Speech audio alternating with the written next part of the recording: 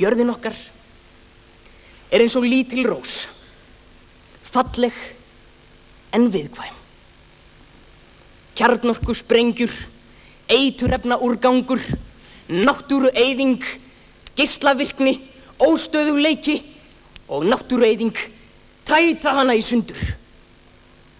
Þegar ég orðinn gamall maður, bíður mín það erfiða hlutskipti að færa barnabarni mínu þessa rós og segja: gerðu svo vel, vinur minn, þetta sá heimur sem ég arfleiði þig að.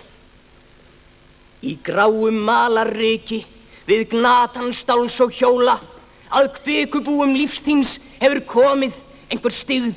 Hvert liggur þessi vegur sem þið leggið handa vélum löndin þver og endilöng öræfi sem byggð?